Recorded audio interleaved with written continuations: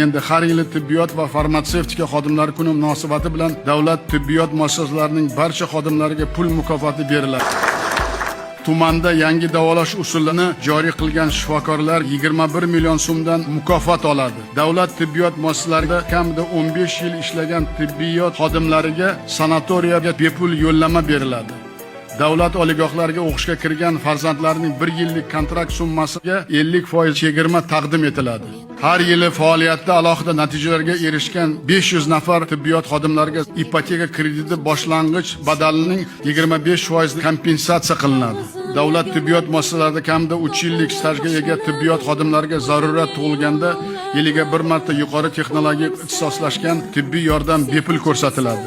Xalqaro tan olingan indekslanuvchi jurnallarda ilmiy maqola chiqarishga sarflangan xarajatlar to'liq qoplab beriladi. Tibbiyot xodimlariga barcha turdagi davlat xizmatlari to'lovi 2 karra kamaytiriladi. Bunga qo'shimcha 100 milliard so'm ajratamiz. Agar tibbiyot xodimi oilasi va farzandlariga ko'proq vaqt ajratsa, o'z ustida chuqurroq ishlasa, shaxsiy rivojlanish, kasbga bo'lgan muhabbat, eng muhimi ishidagi sifat va unum yanada oshadi.